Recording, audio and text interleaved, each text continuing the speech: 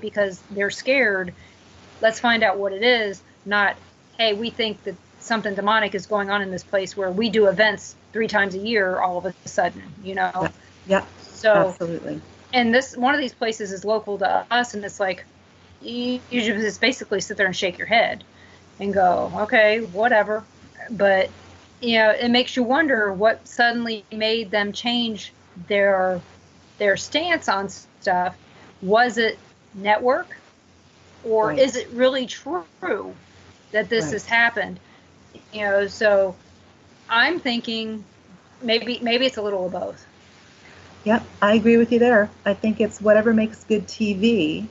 Obviously, that's first and foremost. It's all about the bottom line.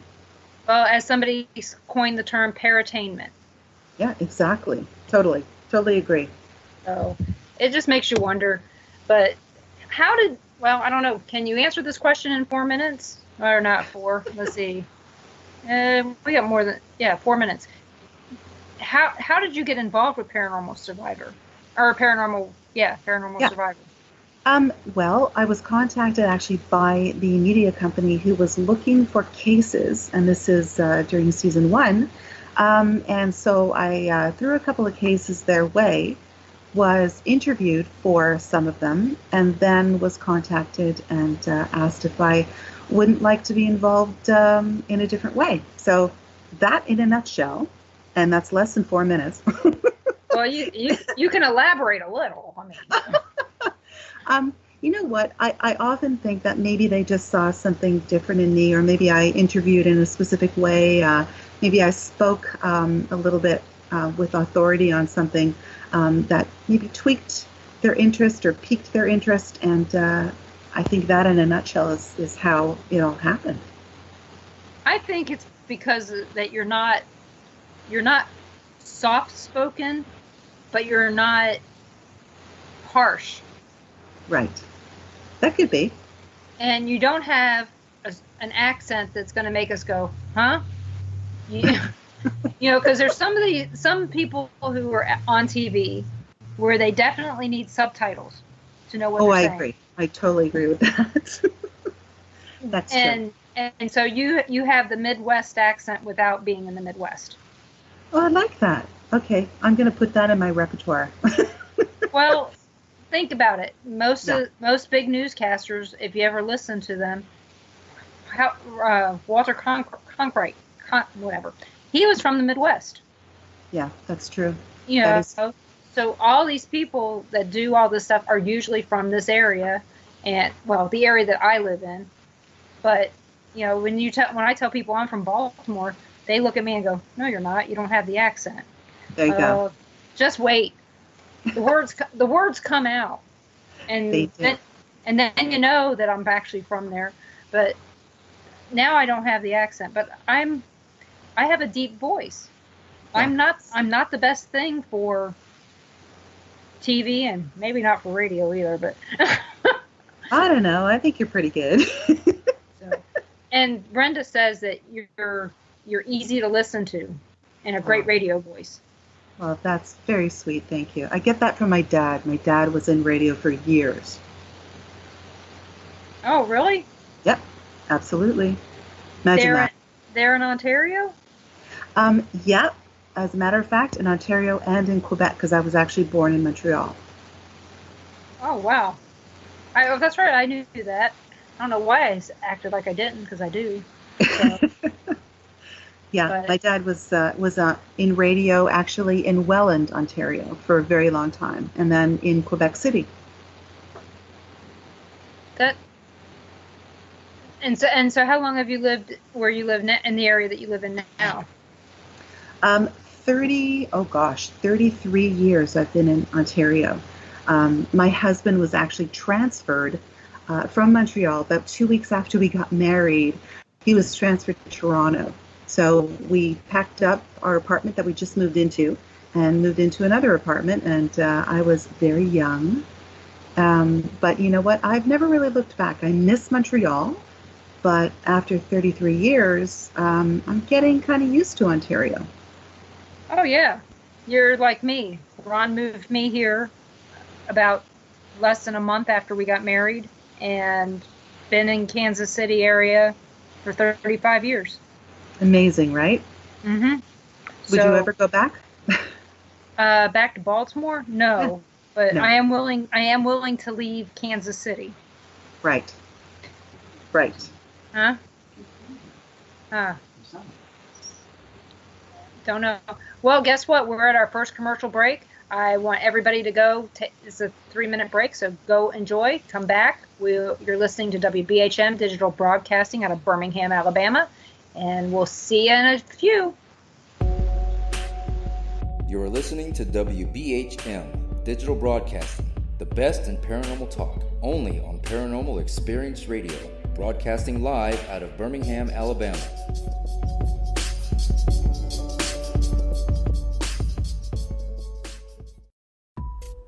Since 1948, Fate magazine has brought you reports of the strange and unknown, all of them true. Fate Radio is carrying on that tradition, bringing you the unusual, macabre, strange, and bizarre. Join host Kat Hobson Sunday nights from 8 to 10 p.m. Eastern on WBHM Digital Broadcasting.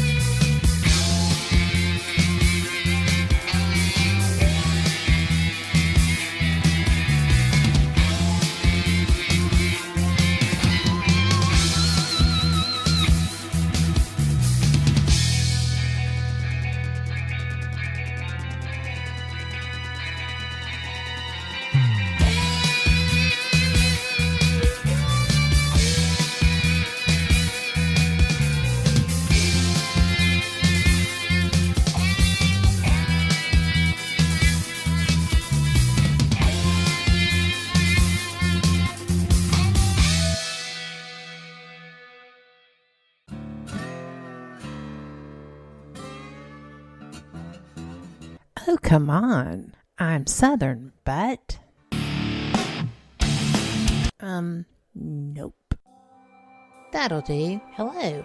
I am Kat Hobson, host of Paranormal Experience here on WBHM Digital Broadcasting out of Birmingham, Alabama. I enjoy having guests from all areas of the paranormal, from ghosts to ufology to cryptids and beyond. You'll find some of the best researchers in their fields bringing you some great information.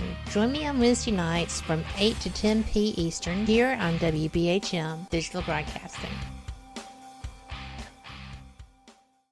Thank you for listening to WBHM Digital Broadcasting out of Birmingham, Alabama. The time is 23 minutes after the hour. Welcome, everyone, back to the Paranormal Pride. My guest tonight is, Lynda Quirino from, I know, my drink is getting stuck in my throat tonight. She was on the TV show Paranormal Survivor, and for those of you asking, it's Georgina Paranormal, and it's out of Ontario. So check, her paranormal team. Brody, you probably already liked her page back when I had her on at the previous network. So all of those out there, we have a very good chat room tonight. I'd like to welcome everyone that's in the chat. Thank you so much for coming. I wanted to tell you guys about an event that's coming up on August 17th. It's called Spook Show Con. It's in DeKalb, Illinois. Check it out on Facebook, Spook Show Con, and let me know what you think. We are still booking vendors, And we're also looking for people to attend. We'd really like people to attend. We don't want to just have vendors. We want people to come and check it out. And we've got some pretty good people that are going to be there. Ted Van Son and Frank Bennett. We've got some people that are going to be, other people that are going to be roaming around there. Dan Williams is planning on coming, he says. He is a guest on the show.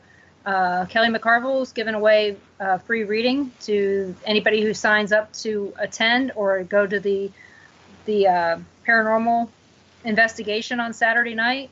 And for those of you, the Egyptian Theater is where the event is, the paranormal investigation is. It's one of 5 Egyptian theaters left east of the Rocky Mountains. There used to be a bunch of them, and now there's only 5 left. So this is one of those things that you don't get to do often. So you might want to check it out. You can get the paranormal investigation and tickets to the event for $65. So if you decide to do the event, just the event, it's $20. If you decide just to do the paranormal investigation, it's $50. So you'll save a little bit of money. Your tickets for the paranormal investigation, if you're looking for a charitable deduction, there you go. It's a 5013C. You can write your trip off as a tax deduction there. So check it out. And we'd really like to have you come to the event. Ron and I will be there. And so will Tom McNicholas and so many other people. There's so many people that I think you guys would love to meet. So check it out. And so there you go. Sounds fun. Oh, it is. It's not going to be that far from you. DeKalb, Illinois is just west of Chicago. I don't know how far. I don't think it's that hugely far, but it's about, I'd say about 8 hours from here. Yeah. Well, I know that one day I'd like to make it down to something like that. So far, the ones I've been to have been a lot of fun. I know Frank Bennett went to the one in Rochester over the weekend, and I heard that one was pretty good. Nice. So, and I know you're not too far from some of the big haunted locations in New York, just across from Niagara Falls. That's true too. That is true. Well, when I lived in Montreal, though, I used to go down to New England a lot. And I did and still do have an uncle who lives in Maine. So there are a lot of haunted places around there. Oh, yeah, there is. We're hoping to check out some places like the Joliet Prison, the Joliet State Prison. They've just recently opened that up for tours. Oh, nice. And so we want to check that out. And they're doing that. Tom McNicholas says that it's DeKalb is 6 hours from Windsor. Well, that's not so bad. That's not bad. So, yeah, we get to break our trip up with going to St. Louis.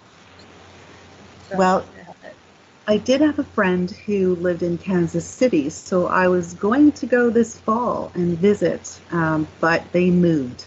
They're now in Columbus, Ohio. What in the heck? Why'd they move? It was a job opportunity. So, yeah. But that would have been a lot of fun, because then we could have sort of hung out together, maybe. Oh, yeah. No, that would have been a definite. Because anybody who comes to the Kansas City area, all they got to do is say, hey, I'm here, and I'll find a way to come and see them. Kat will tell you. We drove down to Eureka Springs, Arkansas, and that's 4.5 hours away on a good day, and it was snowing. So we drove down there to see her, to make sure, because and Frank Bennett, they were at an event. So we will go and see people if we're in the area. So, but well, you never know. You just never know. So it's worth it to make those friendships and meet face to face. And like you were saying before, the best part about being on your Georgina Live is meeting these people. It's very true. And when you're doing the Paranormal Survivor, do you get to meet any of these people that were affected by the spirits, the stories that they're telling? Do you get to meet them? No, that's the thing that we don't get to do.